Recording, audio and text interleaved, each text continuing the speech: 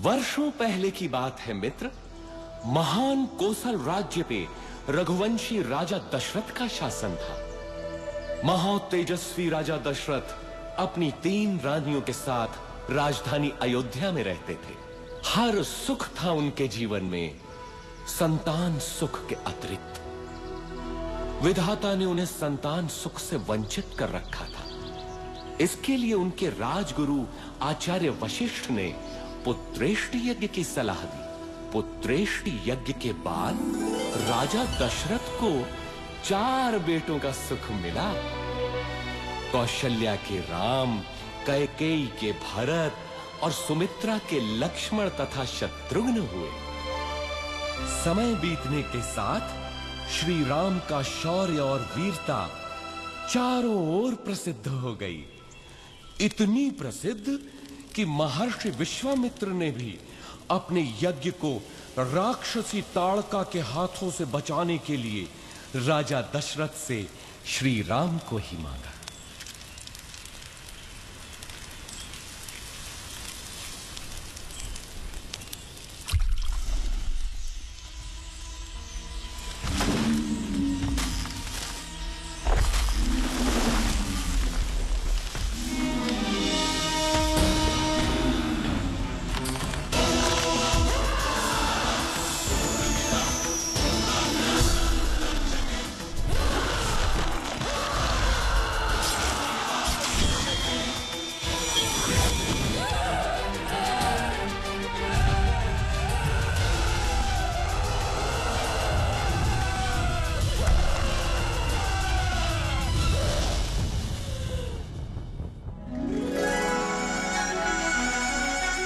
इसके बाद श्री राम और लक्ष्मण को महर्षि विश्वामित्र अपने साथ मिथिला ले गए, जहां राजा जनक ने अपनी पुत्री सीता के स्वयंवर का आयोजन किया था। स्वयंवर का लक्ष्य था महादेव शिव के विराट धनुष सुनाभ की प्रत्यंचा चढ़ाना। बड़े बड़े महारथी धनुष को हिला भी नहीं पाए थे।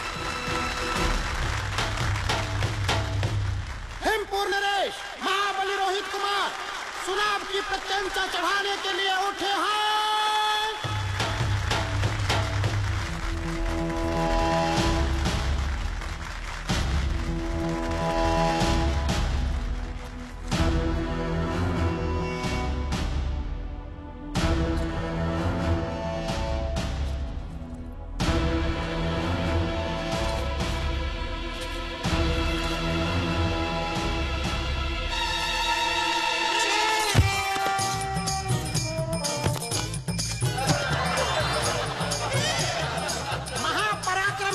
रोहित कुमार पराजित हुए। बचपन में जिस धनुष को मेरी पुत्री सीता खेल खेल में ही उठा लेती थी, क्या उसकी प्रत्यंचा चढ़ाना भी किसी क्षत्रिय के वश में नहीं रहा?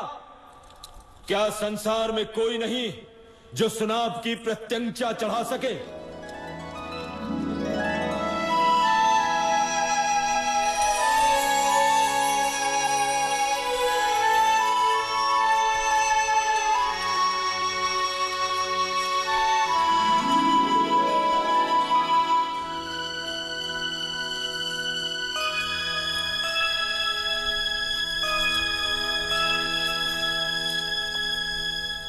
मैं मिथिला नरेश जनक अत्यंत दुख के साथ अपनी पुत्री सीता के स्वयंवर की समाप्ति की घोषणा करता हूं, क्योंकि धरती पर ऐसा कोई पुरुष नहीं जो सीता के योग्य हो। धरती वीर पुरुषों से रिक्त नहीं। जब तक दशरथ पुत्र हैं तब तक तो नहीं। ताड़का का वध किया है मेरे भैया राम ने।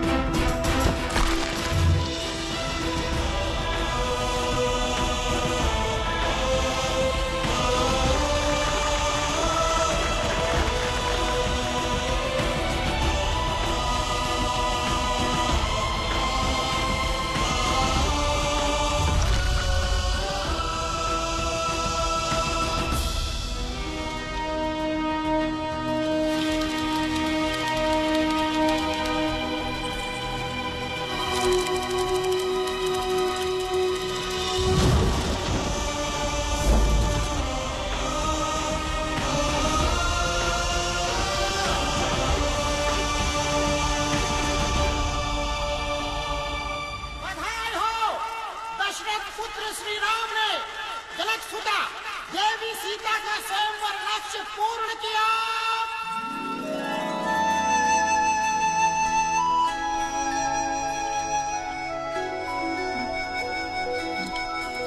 राम सीता विवाह के साथ तो जैसे अयोध्या में सौभाग्य की वर्षा ही हो गई। लक्ष्मण, भरत, शत्रुघ्न तीनों का विवाह सीता की बहनों क्रमशः उर्मिला, मांडवी और श्रुतकीर्ति से हुआ। अयोध्या में इतनी प्रसन्नता कभी भी नहीं थी। पूरे नगर में उत्सव था, सब कुछ व्यवस्थित था। प्रजा राम को अयोध्या के होने वाले राजा के रूप में देखने लगी। राजा दशरथ भी वृद्ध हो चले थे। कैकेयी, मैं सोचता हूँ राम को उत्तराधिकारी बनाकर राजकाज से मुक्ति पालूं। अति उत्तम विचार है महाराज। यही उपयुक्त समय भी है कि आप अपना उत्तराधिकारी घोषित करें और राम इसके लिए सबसे योग्य है। लेकिन भरत और शत्रुघ्न तो ननिहाल गए हैं। तो क्या हुआ? राम उनका बड़ा भाई है। फिर राम तो सर्वगुण संपन्न है। मैं आज ही घोषणा करता हूँ। सुनो सुनो सुनो, समस्त अयोध्या वासियों को ये शुभ समाचार है कि महाराजाधीराज दशरथ ने युवराज राम के राज्याभिषेक का निर्णय लिया है।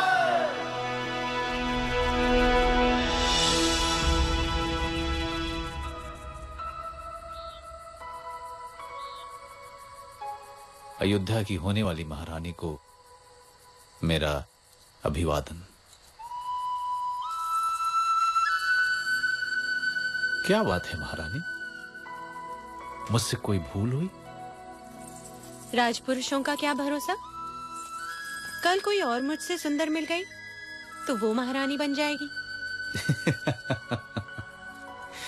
ऐसा विचार क्यों आया सीते? मैं स्त्रियों का ये दुख समझता हूं सीते। मैंने स्वयं अपनी मां को इस चक्र में फंसे हुए देखा है।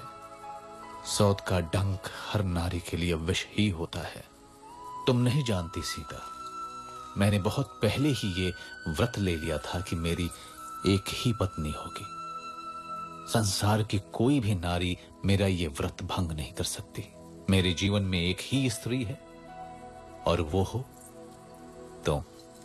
स्वामी, मैं भी प्रण करती हूँ कि सुख हो या दुख सदैव आपके साथ ही रहूंगी। अब तो अभिवादन स्वीकार करो महारानी। परंतु जीवन इतना ही सरल होता तो वो जीवन चक्र न कहलाता। सौभाग्य बीत चुका था और दुर्भाग्य ने अयोध्या के राजभवनों में करवट लेनी आरंभ कर दी। ये आया सप्तम और ये जीता मैंने लक्ष्य। तू पुनः हार गई। हंस लीजिए रानी, जी भर के हंस लीजिए। पता नहीं आगे भविष्य क्या हो। क्या बोली तू?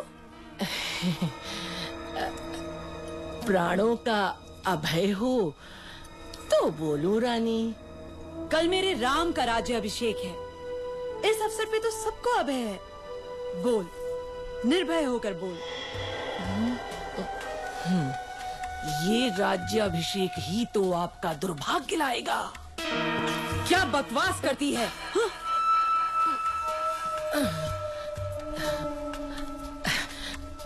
मैं तो सदा आपका भला ही चाहती हूँ रानी। यहाँ आपके और भरत के अतिरिक्त मेरा है ही कौन। आपके विरुद्ध महल में षड्यंत्र रचा जा रहा है। षड्यंत्र?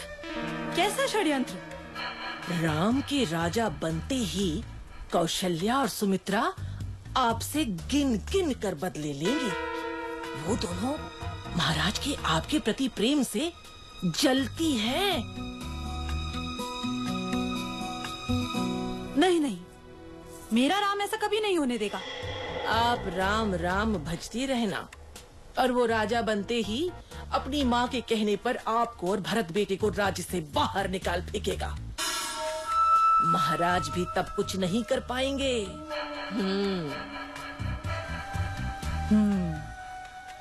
आपको शंबरासुर युद्ध का स्मरण है ना?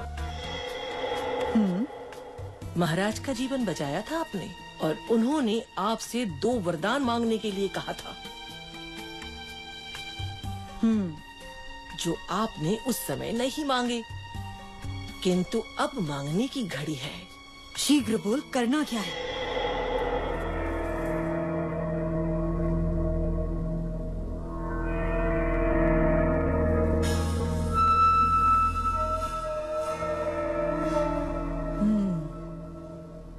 ऐसा ही होगा। मेरे विरुद्ध षड्यंत्र।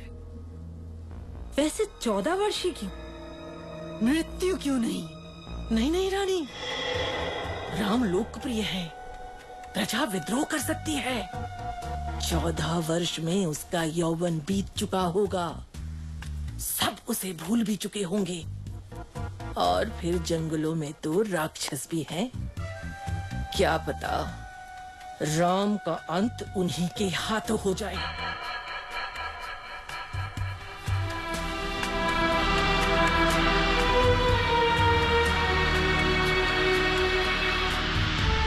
रानी कैकेयी को भवन में चली जाती है और राजा दशरथ को विवश कर देती है कि राम को वनवास हो और भरत राजा बने।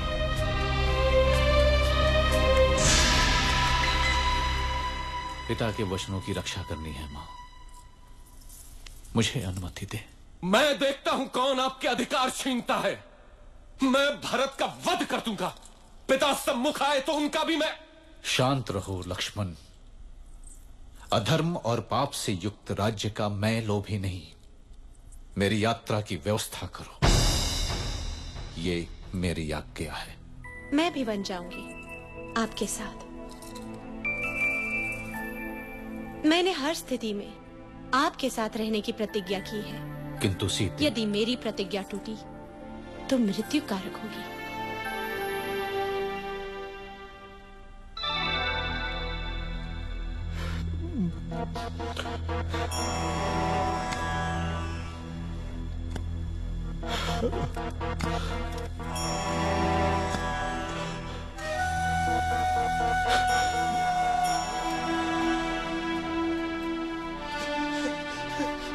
मेरे पुत्र, दुर्भाग्य है मेरा, दुर्भाग्य है। मुझे क्षमा कर दो पुत्र, मुझे क्षमा कर दो। ऐसा मत कहिए पिताजी। 14 वर्ष तो पलक झपकते ही बीत जाएंगे। आप मुझे वन प्रस्थान की अनुमति दें।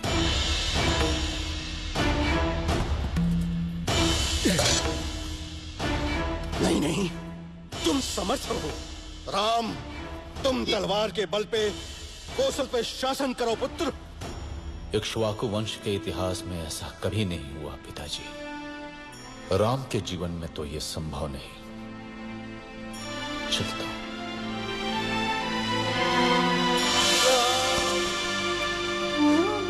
मत जाओ राम, अयोध्या तुम्हारी है। तोड़ दो मेरा वचन। राम, मेरे पुत्र, मत जाओ, मत जाओ राम, मत जाओ।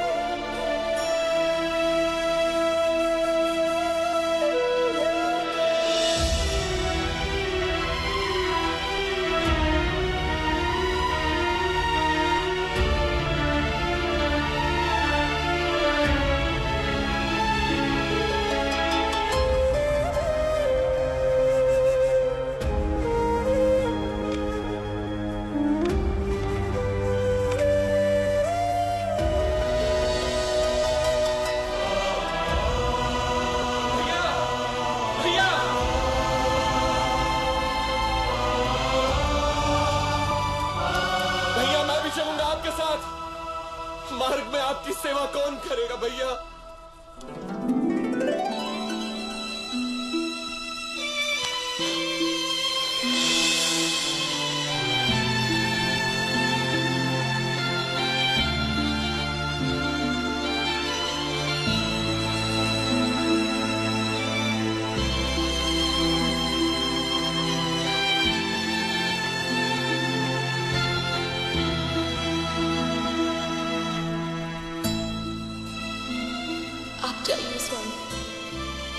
कर्तव्य सर्वोपरि।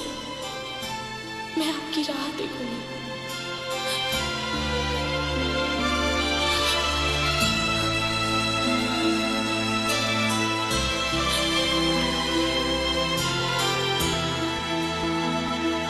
श्री राम, लक्ष्मण और देवी सीता का लक्ष्य चित्रकूट था। माझी केवट ने उन्हें गंगा पार कराई। ऐसा भक्त कि तीनों के पैर धोए नौका में चढ़ाने से पहले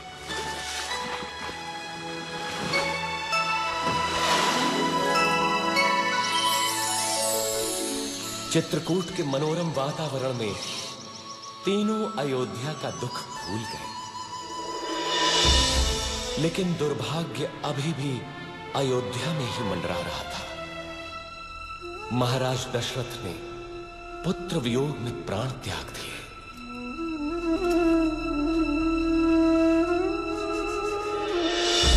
घटनाएं तीव्र गति से घटती गईं।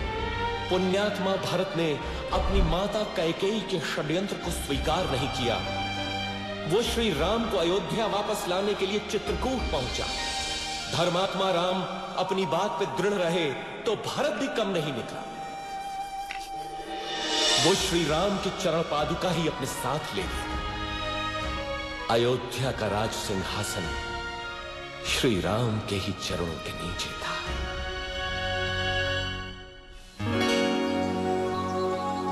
दुष्टों का नाश करते हुए और जनसाधारण को प्रगति का रास्ता दिखाते हुए तीनों 10 वर्षों तक दंडक वन में इधर उधर घूमते रहे। अंततः वे महान अगस्त्य मुनि से मिले, जिन्होंने दोनों भाइयों को दिव्य अस्त्र दिए, वैष्णव धनुष और जिनके बाण कभी समाप्त ना हो ऐसे तुणीर। अब राम महाशक्तिशाली थे। इसके बाद तीनों का अगला पड़ाव था पंचवटी। वनवास के 13 वर्ष पूरे हो चले थे। देवी सीता और लक्ष्मण तो अयोध्या की स्मृति में थे, किंतु राम को संभवतः दैव की क्रूर क्रीड़ा का आभास था।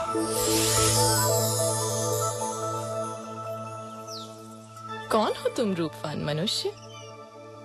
और इस घने जंगल में क्या कर रहे हो?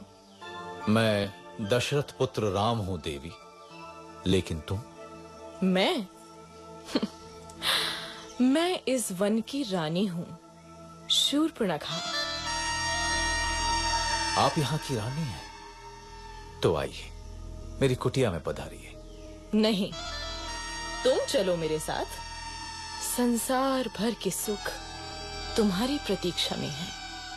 मैं नहीं जा सकता देवी, मैं वचनबद्ध हूं। तुम जाओ। मेरे जैसी सुंदरी त्रिलोक में नहीं। मेरा प्रणय स्वीकार करो। मैं तुम्हें यहाँ का राजा बना दूंगी। तुम स्त्री हो देवी, मैं तुम्हें हानि नहीं पहुंचाना चाहता। चले जाओ। तू मूर्ख है राम। अब तू मेरा दास बनेगा।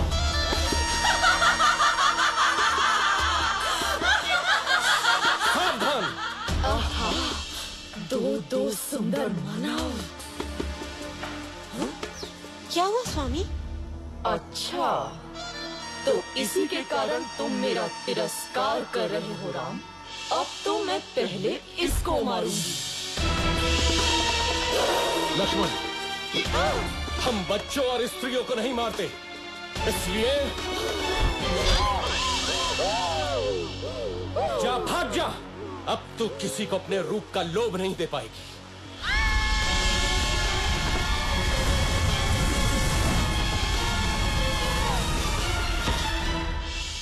राक्षस राज रावण की बहन दुष्टों, तुमको इसको दंड अवश्य मिलेगा, अवश्य मिलेगा।